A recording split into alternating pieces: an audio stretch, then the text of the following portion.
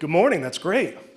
My name's Lieutenant Ryan Hergt. I've been with the Falmouth Police Department for 9 years, and Chief Laurie asked me to come over today and give the introduction for our speaker today and give a quick update on the police department. Unfortunately, the chief had his daughter's wedding last week in England, so he was away, so as you can imagine, he's playing catch up today. But by means of introduction, I'm one of 4 lieutenants with the police department. We all have administrative roles. Half of my job is dealing with patrol operations. The other half is various admin roles. I'm the department's public administration officer, which is kind of funny because I'm terrified of public speaking. So bear with me here. But I also serve as the department's civil rights officer as well. And I will actually be here next month in the October's event, introducing our new ABLE program that we're going to be rolling out to the department later this month. That's active bystander and law enforcement training. It's a really good training, and it coincides well with our implementation of body cameras. It's supposed to prevent officer mistakes, promote officer wellness, and it's a program involved heavily with, if you see an officer doing something wrong, how to intervene to prevent any further misconduct. I think that's very timely training with what's going on in the world in our implementation of body cameras. We'll be the 17th department in Massachusetts to have adopted the program fully. There's over 4,000 police officers nationwide who have been trained in ABLE. So I'll be presenting that whole program in October, so you get me the whole time. But I'm just going to give a quick update on the police department, specifically this summer. Was everyone around this summer? Was this our busiest summer ever? Traffic busiest? Right. Thankfully, the police department is almost fully staffed now, so we had the police officers to deal with it. I have a cheat sheet here because I have a lot of numbers on here. I want to give you some of our statistics. Like I said, I run patrol operations, so this is specified towards our patrol officers. We have about 40 officers assigned to the patrol division for the police department in all 3 shifts. There's a minimum manning on each shift of 6 officers. In the summertime, we try and get 7 to 8 officers working a shift because we need them. So as staffing increases, we're looking to raise our minimum manning, and we're looking to increase our sectors. Right now, we have 5 sectors in Massachusetts requiring 5 police cruisers on the road at all times. We want to get to 6 next, and our ultimate goal is to get to 8 sectors once we get staffing. I think the chief's going to be addressing and asking your support in increasing the staffing soon, so be prepared for that. But for our numbers for the month, or for the whole summer, I ran from June 28th to September 2nd. We had 7,286 calls total, and that is up from 5.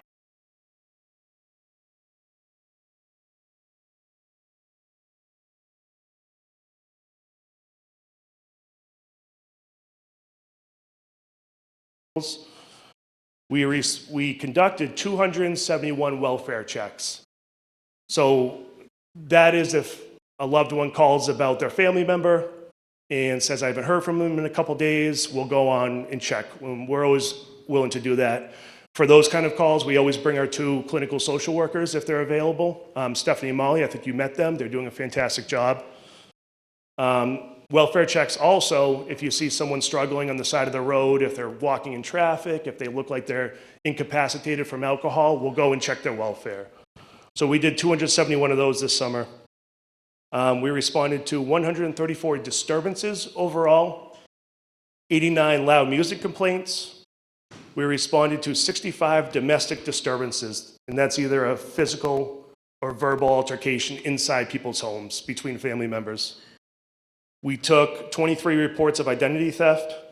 We conducted 15 arrest warrants, and we responded to 22 either suicide threats or attempts. If you break that down by geographical location in Falmouth, like I said, we have 5 sectors. So the Near East sector was not by far, by 50, our busiest sector. And the Near East sector goes from Walmart all the way to about Akapesket Road.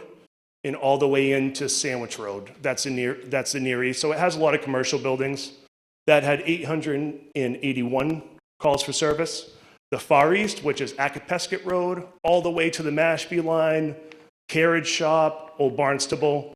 That's the Far East. That had 823.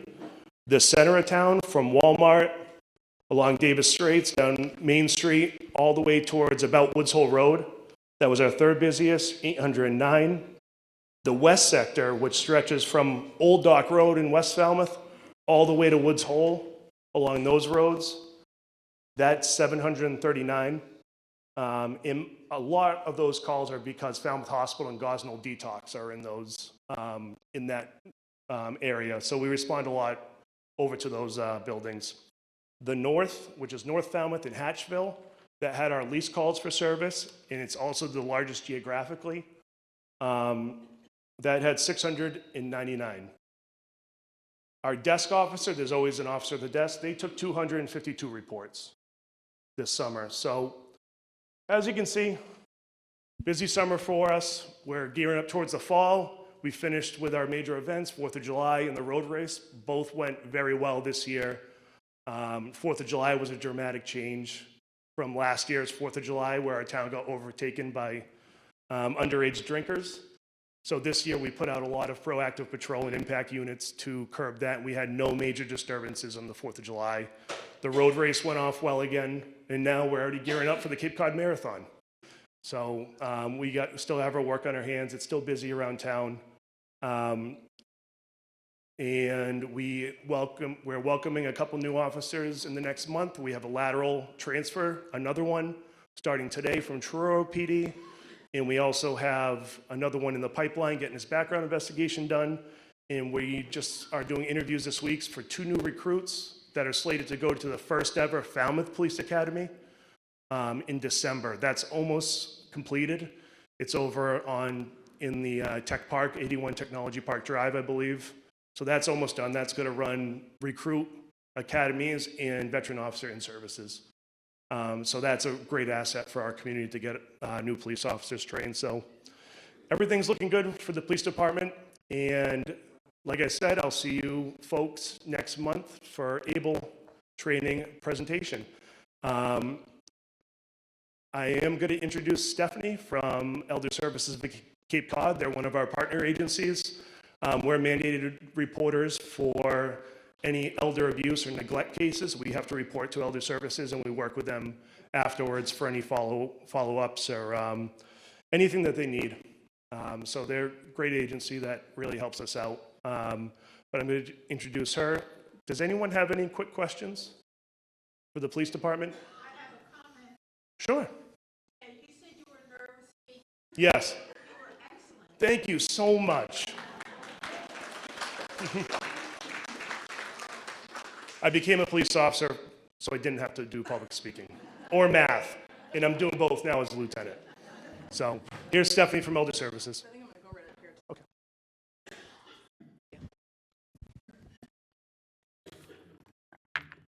Everyone hear me okay? All right. Hello. So it's going to be a hard act to follow. I don't really believe him that he doesn't like public speaking because he did wonderful. So hello, thank you all for joining me today. My name is Stephanie Ficher, and I'm the Managed Care Officer at Elder Services of Cape Cod. I have been there. I am now in my 19th year there.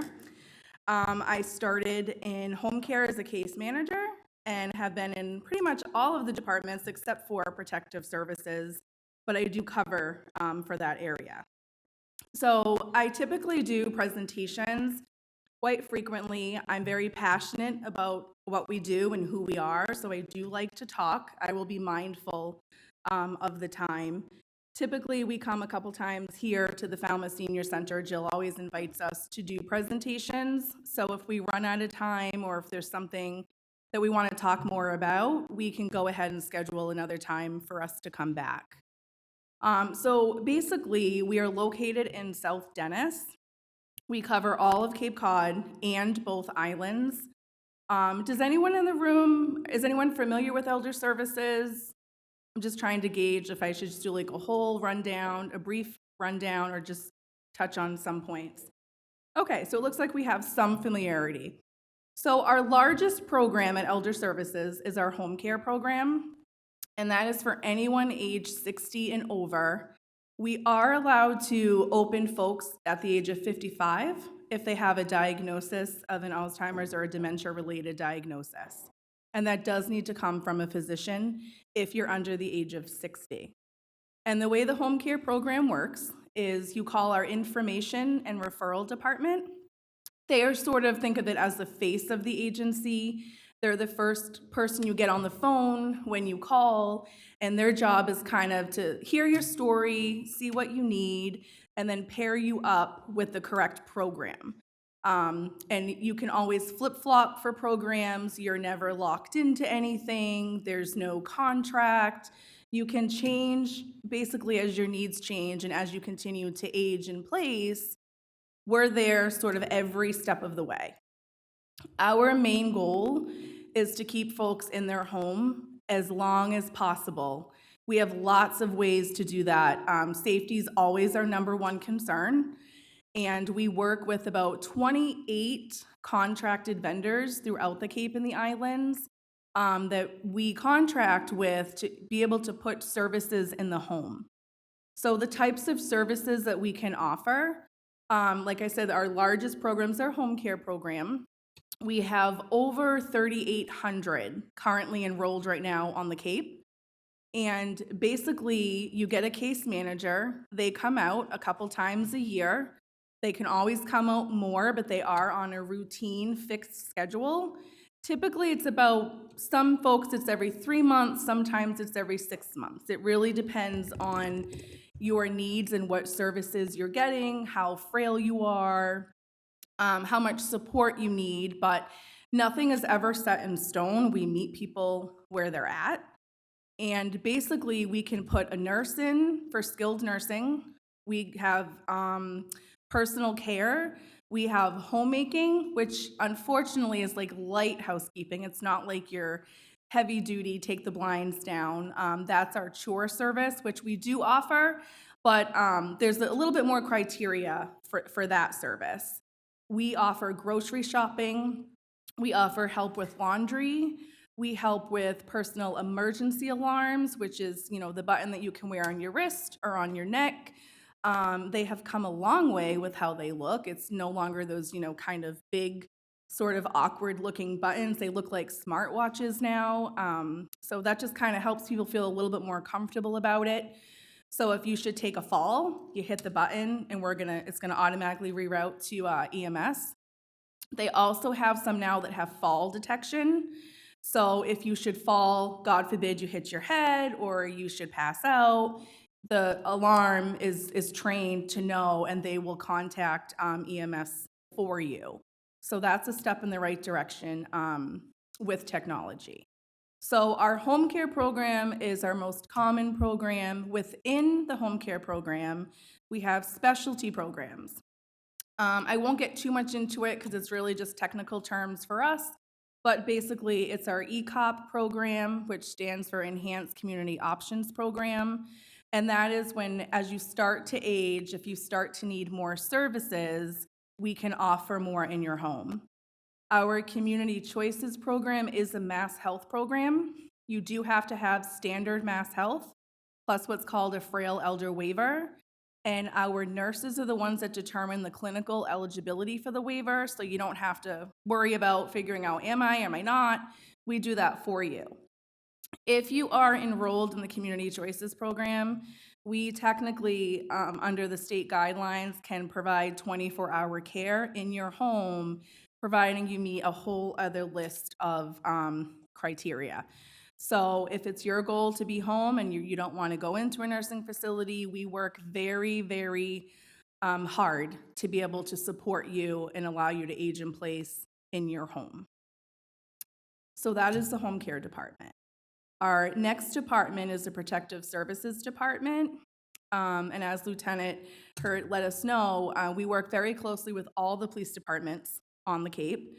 And basically, it's a care manager, so anyone can call and make a report of concern, meaning someone is at risk, whether it's self-neglect, physical abuse, sexual abuse, emotional, verbal abuse, neglect, and self-neglect.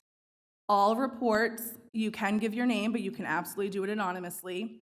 Even if you do provide your name, it is against the law in the state of Massachusetts for us ever to share that.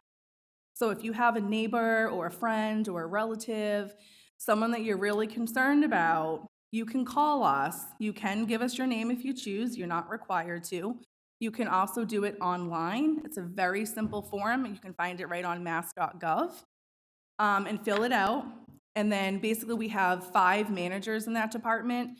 All of the reports go to them. They have a matrix, which is designed by the state, that they use to give each report a score, and that will determine whether or not it's considered substantiated, which means there's enough reasonable doubt that we need to start an investigation, or unsubstantiated, which means it doesn't fit into the criteria of what the state says we're allowed to investigate. So anyone can make a report of concern. Once that gets say it gets substantiated, it then gets assigned to a case manager. The case manager goes out, they can call and make an appointment. More times than not, they're going out unannounced because, as you can imagine, if you call someone and you say, hello, I'm from the Protective Services Unit, they get really nervous, they get worried, they tend to panic a little bit, and they might not be so willing to let us knock on their door to see them. So we do sometimes go unannounced, and usually we always start with, we're here to support you, we're here to see what we can do to help. Our social workers are phenomenal with building rapport with people, and they go out and they see the case from start to finish. The state likes us to have a certain time frame in which we go out, do the investigation, and close the case, and typically it's with under 4 to 6 months is the time frame that they like. Many times we can just triage out to other entities, maybe they need a counselor that we can help with. Maybe it's someone who, their neighbor called because they were concerned about their eating, they've lost weight, and we get out there and we find out, it's a fund issue, it's a money issue. We can set them up with food stamps, the food pantries. So it's sort of a whole person approach that we try to focus on. And then of course, unfortunately there are the times where, we do have to sometimes get the DA involved or go to court for guardianship for someone's safety. But that's pretty much a last resort. We do try to do the least invasive first in order to get them the support that they need. Any questions so far? I feel like I'm throwing a lot at you. Okay. Our next department is the Senior Care Options Program, which is a Mass Health program. We currently have 5 insurance plans that we contract with, Tufts, Navicare, Boston Medical, Commonwealth Care Alliance, and Fallon Navicare. And you have to have standard Mass Health to be enrolled in any of them. It is identical to the home care program as far as services, like the nurse who can come, personal care, homemaking, grocery, shopping, laundry, but it also has additional benefits because it is a health insurance plan. So they cover all medical appointments, they provide free medical transportation, they offer free eye care, free hearing aids, which is huge. An average hearing aid costs right now between $8,000 to $10,000, and they cover that in its entirety. There are no copays for any hospitals or doctor's visits, and no copays for medications. So again, for those particular programs, you have to have Mass Health Standard in order to be eligible. The Family Caregiver Support Program is another program that we run at Elder Services, and unlike all of our other programs where we focus on the elder and the person who needs the services to remain home, the caregiver program focuses solely on the caregiver. So they're assigned a case manager. They get called usually a couple times a month. We can call daily, we can call weekly if we need to. We have support groups. And basically, our job there is to support the caregiver, because as you know, if you've ever been a caregiver, it is hands down one of the hardest jobs you will ever have in your lifetime. You have to take care of them, but you also have to take care of yourself.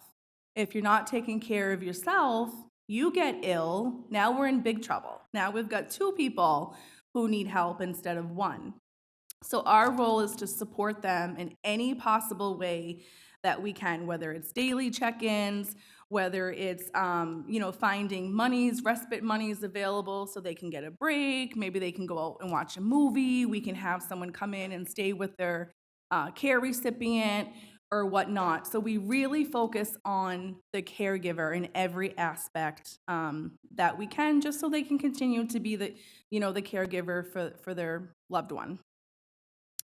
We have an options counseling program, which is one of the programs at Elder Services that you can be 18 to any age.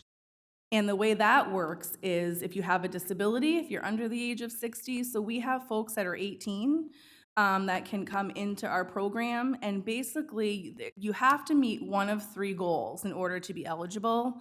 You either have to be in the community and want to stay in the community, so age in place, live at home. You can be in a nursing facility but want to come home, or you are in a facility and want to stay in the facility.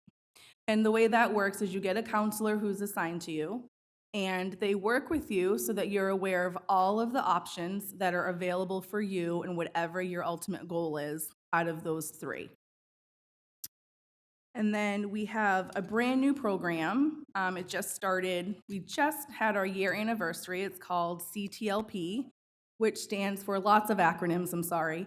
The Community Transition Liaison Program. And that is for any adult resident who's currently in a nursing facility that wishes to come home. So the problem that we find, of course, we all in this room are aware housing is a big issue on the Cape and statewide. So that tends to be our largest barrier, but we work with the housing authorities. We have got a great relationship with them and the HAC, and we do what we can. If they're able to get home with our services and they can be safe, we're doing everything from A to Z to support them. I believe we have gotten, in Falmouth, I think we've had 2 people that we've been able to get home.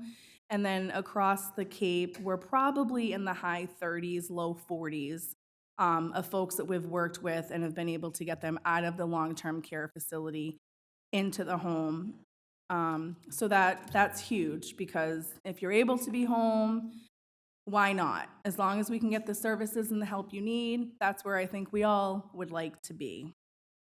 And then the last program we have is our nutrition program, Meals on Wheels, which you do have to be 60. The criteria used to be you had to be homebound. They have waived that since COVID for the time being.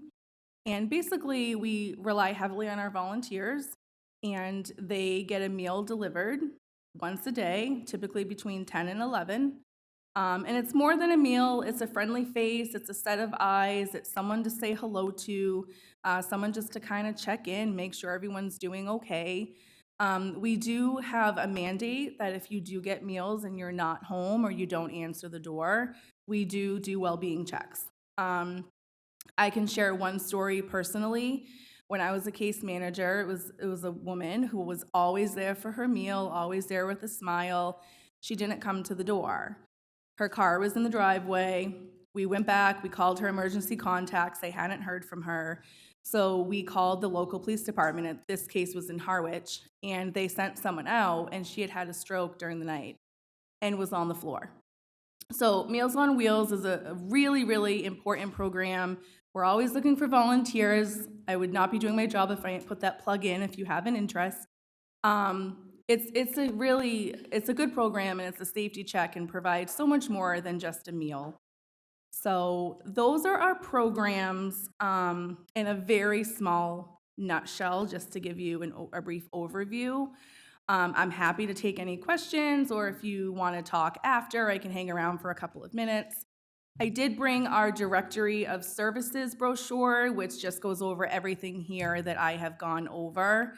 If you'd like to take one, and by all means, I can talk with Jill and Lauren if we can come back another day and either highlight a specific program or sort of get more into the nitty-gritty. I'd be happy to do that as well. Any questions? You guys are an easy group. Thank you.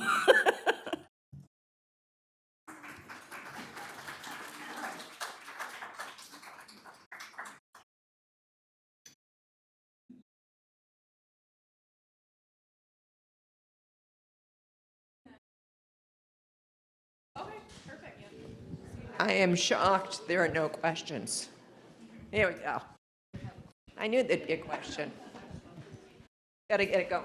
Oh, I wanted to try Question. So Elder Service is an amazing partnership that we have with them, not only with police, because we do as well with police, but Lauren is our outreach coordinator. So anytime we have a resident that, whether it's the police or fire, and Lauren that we meet on, trying to get them services or trying to get them the resources, or, an elder in a situation of abuse or needed some protective, they work hand in hand. So the senior center, through Lauren, through outreach, we are very well connected with elder services, okay? So this is a great time that Stephanie was able to lay out all of the programs Elder Services offers, but if you ever have questions, Lauren is here every day, Monday through Friday, to ask. You can ask her any questions or if you need to meet with her, okay? Seriously, no questions? Ah, we got one. Is the young guy in the back. Just had I thought of a couple things.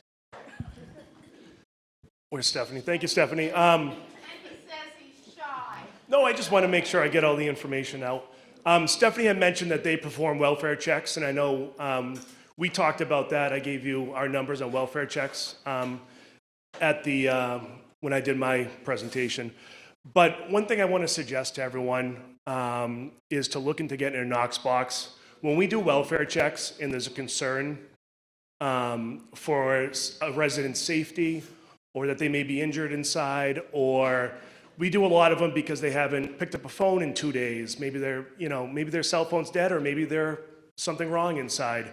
A Knox box allows us to gain entry into your house. The fire department will have the key, and they can get us into the house to check on you if no one's answering the door. A lot of times we go to a residence, there's a car in the driveway, lights are on, TV's on, but nobody's coming to the door.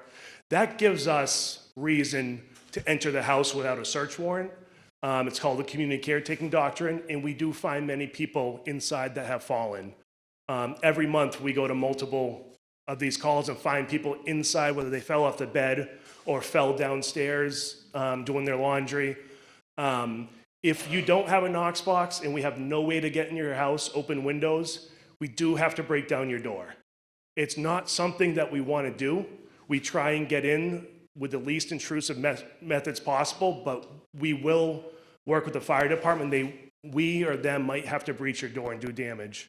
So to prevent that, if you, I'm sure Jill or Lauren can give you instructions or info on how to get a Knox box installed in your front house. It's a secure box that keeps a key, and only the fire department will have access to it, but we can get into your house much easier and check on you or a loved one if that happens. I also want to mention another major incident we had this year involving scams. I know I said that we had, I think it was something like 21 ID thefts, and those are actually when people lose money. Somehow they give money to a scammer or someone steals their personal information. We had a major one this year of about $40,000. And this was a cold call to a resident. The person on the other line identified themselves as an attorney and that the grandchild needed bail money to get out of bail. This one was unique because this scammer, usually it's send me a gift card, send me this, send me a money order. This scammer sent somebody to the house. So this resident had a mail show up to the house to collect a grocery bag of $40,000 cash. So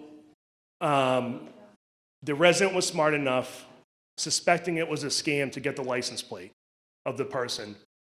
It took us under 24 hours to find this person, only to find out they were an Uber driver who was not a part of the scam, just hired by the scammers to pick up money and deliver it to a street corner in New Bedford to a person that we haven't identified yet.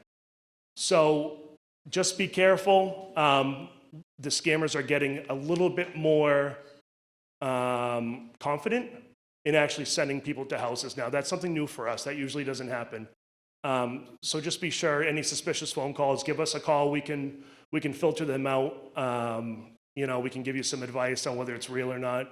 Usually the IRS, lawyers, they don't call your home phone number to ask for money or say you're in trouble or someone else is in trouble. So just give us a call if you think anything's suspicious. And we do have means to report it to federal authorities who investigate these. The FTC and the FBI runs a website, ic3.gov, where you can report these, and they build bigger cases to the major scammers. Unfortunately, the police department usually doesn't have the resources to investigate these multinational scams. A lot of them happen overseas. So there's little we can do, but if you report it to the federal authorities, they can build bigger cases. We can give you instructions on how to do that as well. But I just wanted to mention that real quick. She made me think of a couple things, so. Yeah. Because I've dealt with people literally were getting scammed as well. Unfortunately, they contacted us. She came here. We were able to contact the police and help her out.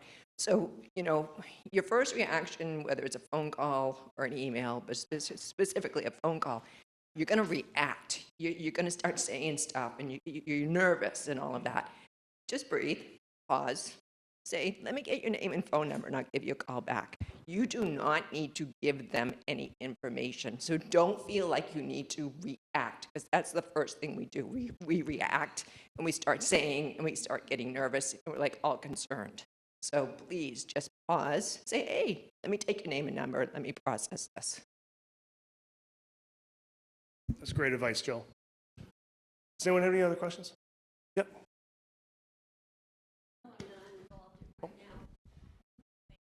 Thank you. Something I'm involved in doing right now, because I was caregiver to a sister, and she had stockpiled quite a bit of medicine that she didn't use, and now I'd like some help in disposing of it correctly. Sure. The police department has always historically had medication drop-off out of the department. We had an issue a few months ago where we got too much of it, which is great, getting that medication.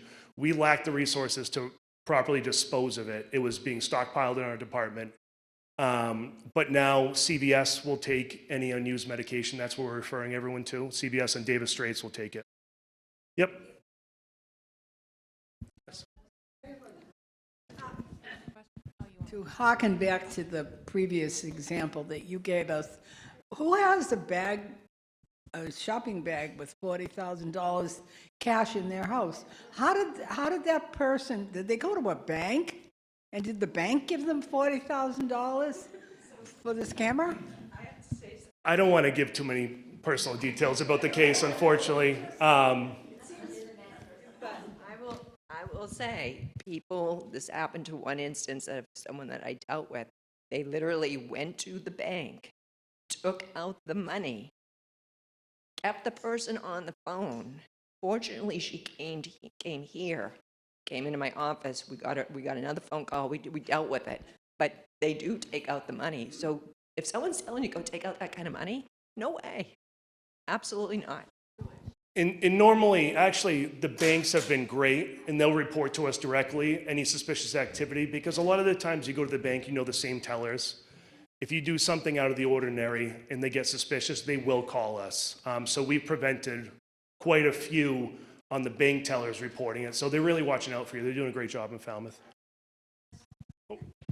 That's the question I was going to ask. Why would the bank allow that person to take that much money out at one time and not be suspicious and notify either the person's relative or the police department? Yeah, so in that example I gave, I don't want to give specifics about how that money was taken. But, and I honestly don't know the bank's standard operating procedure about large withdrawals. I'm sure that's determined by each branch and their policies and procedures. So unfortunately, I don't have an answer for you why a bank, but the banks, usually every bank has fraud investigators, and they're actually really good. A lot of them are retired police departments. So they'll either, even if they do give that money, sometimes they notify the fraud detector. The banks have been very good about detecting fraudulent checks as well. As you remember, I think it was about a year and a half ago, we had a big phishing, literally not phone phishing. There's phishing in the blue box mailboxes. There was a lot of young people from off Cape who would come down here to victimize the Cape. So they would take checks out of the blue boxes with phishing equipment, and they were cashing those checks over to themselves. Some of them were able to cash the money. Some of them got caught. So the banks generally do a good job, but they can't catch everything. They're dealing with hundreds of people every day. But we actually worked with the U.S. Postal Police, the bank fraud investigators, and our detectives, and we apprehended quite a few of them. So I think those charges are still pending, but we were able to charge some of them. Someone else have a question? Yep. Sorry, voice. Would you suggest mailing checks only at the post office? Because lately, that's what I've done. I'm concerned about sending checks to my grandkids because I've heard that they take it out of their boxes, the mailboxes, and change the numbers and all things. So, Yep. As far as I know, that scheme was only the blue boxes. So I would talk to your postmaster about their security measures when you put it into the mail slot at the post office as opposed to blue boxes. Anecdotally, in my opinion, it seems safer than the blue boxes, to be honest with you. So I think that would be a better idea.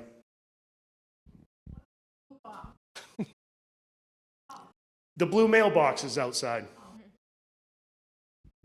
Yeah, I know they are removing them nationwide. I don't know if any have been removed around Falmouth, but they're trying to reduce the number of boxes over here. But something funny that happened to me last week is my 9-year-old son saw a payphone for the first time and had no clue what it was. So.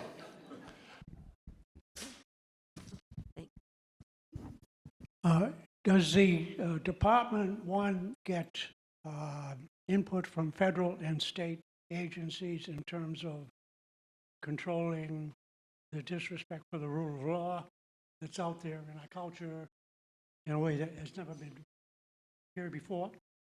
One, and two, is there a policy regarding gun control going forward, for the same reason?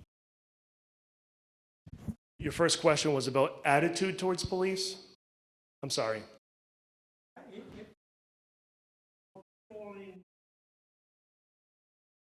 For the rule of law that's out there in culture, 10 years ago, Sure. is there any proactive process? Sure, definitely. Same thing with gun control. Yeah, so your first question, we are shifting the way we do stuff to win back public support. I think we've lost it. It's definitely been reduced over the last couple of years, and there's been high-profile events that has led to a mistrust between police and communities. So we are working on that. I can speak locally. Actually, I can speak federally too. But locally, Chief Laurie last year, the first things he did was create a community engagement team. We have about 12 officers assigned to that team, and they go to events that historically police weren't at, and make connections with the community that police typically didn't go to. A small example, but last year in the spring, the schools are coming to a close. They all have their annual field days. We had multiple police officers at each field day, and those police officers played tug of war with the kids, played kickball with the kids, any sort of game they played with the kids, and that builds a positive relationship with the youth. That way, when they get older and they need the police, they're more trusting of the police. I used to serve as a school resource officer. Every town in Massachusetts actually is mandated to be a school resource officer. And I think the most impactful part of that program is the relationship you build with the kids. Victims of serious crimes, whether it's domestic abuse at home with the children, anything serious like sexual assaults, they're much more likely to report that to a police officer they know, a friendly face that they see every day. So I really believe in the school resource officer program, but we are taking steps to rebuild our trust with the community. In Falmouth, I was just talking with Olivia about this, but I'm working with Falmouth Racial Justice and Barnstable County Human Rights Commission to put on a community presentation about hate crimes and civil rights. So we are working with partner agencies on the Cape, build relationships, and put on these events. So it's moving forward in the right direction. The ABLE training that I'll be talking about next month, it was implemented after the George Floyd incident to reduce mistakes, prevent officer misconduct, promote officer wellness. That was a direct result of the George Floyd incident. So we're moving forward. It's not going to happen overnight, but we're trying to rebuild the trust between the police and communities. And your second question about gun control is actually interesting because Mass just passed a huge gun control bill that we are still trying to sort out. What happens is when state legislators pass these gigantic bills, hundreds of pieces, we need our attorneys. There's attorneys that work for the Massachusetts Police, that work for the patrol unions, to summarize the laws and interpret the laws for us, because there are some major changes coming about in gun control. But we continue to enforce gun control. We just made a drug arrest last month, or a few weeks ago. We made a major drug arrest. It was on our Facebook page and the newspaper. We got trafficking weight of fentanyl and crack cocaine. We did a search warrant on the drug dealer's house and found a ghost gun in there. Ghost guns are purchased through backdoor means that don't have serial numbers, cannot be tracked. So we were able to take that ghost gun off the street and all the drugs off the street. So we continue with the drugs. We are the licensing agency of the town. Everyone who has an active LTC has to get it through our chief of police, and it's constantly monitored. Lieutenant Simino, who's our commander of the detectives division, he reviews police reports and revokes gun licenses based on those police reports. If you're arrested for OUI, the next day officers show up at your house and seize all your weapons. If you're arrested for domestic abuse, officers show up and seize all your weapons and ammunition. And we hold those until the case is pending. If they get found not guilty, sometimes we do have to give them back. But we constantly review what our citizens are doing, what's happening, and constantly reviewing the LTCs that we issue in town. Yes? Back to the stolen mail from the mailboxes, that's been reported on state television for some time now. And I started putting my mail in the mail slot in the post office. Did you suggest that that might not be the proper thing to do, that it is actually risky? No. I said, me personally, what I know about mail operations, that seems safer than the blue boxes. Safer than putting them in a blue box. All that stolen mail that we got was out of the blue boxes. Yeah. We didn't get any reports that I know of, that I can think of today, from people who put their mail in the mail slots. So just anecdotally, what we saw in Falmouth, I would say that's safer. But you might want to talk to the post office, the postmaster, about their specific operations. Yep. Oh, thank you. The bank I use said, don't ever put mail in your mailbox on the street for your mailman to pick up. because these, whomever they are, come around and pick mail out of mailboxes. And I had that happen to me, and they wash the check. They didn't wash my signature, but they washed the rest of it and wrote a check for $8,500. And the trouble with that is that you don't find that out until your bank statement comes next month. And then you realize, who is this man? So the bank said, just go to the post office. Don't leave it in your mailbox. That's a good point too. If you're putting a large amount of money through the mail, you probably don't want to leave it for the postman to pick up outside your mailbox. If you do use that, just in general, a general safety tip, we're having great cases and great success with Ring doorbell cameras. I don't want to promote a specific brand, but cameras like that, they're very inexpensive now. They look like a door buzzer that goes on your front door, and they record any motion that happens in front of your house.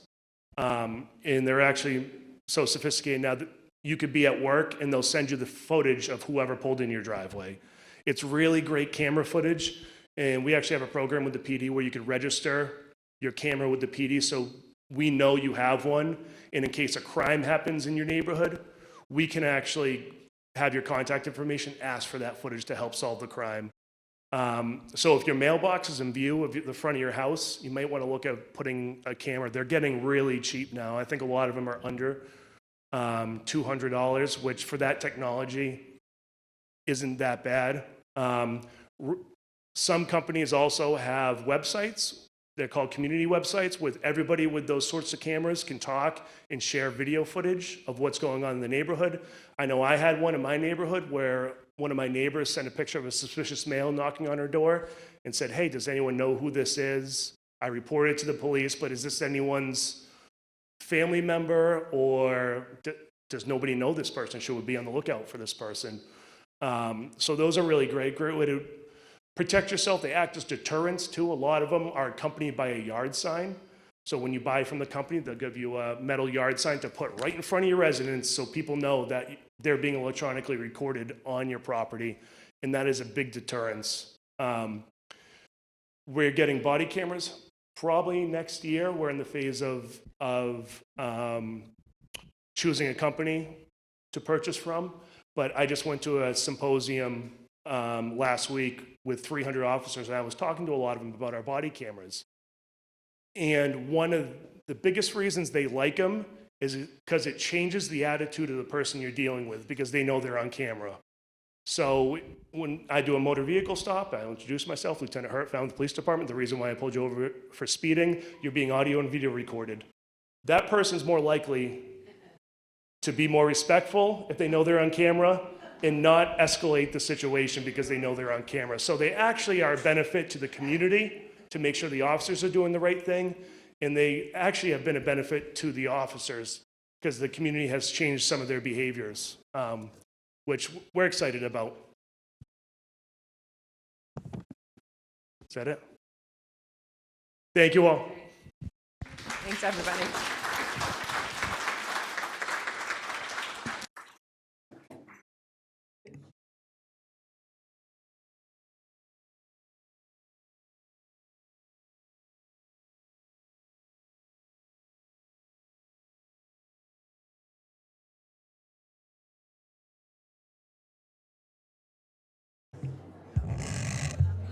That's it for today. You guys have a great week. And if you look at our newsletter, we've got the guest speakers for the next couple months coming up. So if you need to register, you can register with Joyce at the front desk.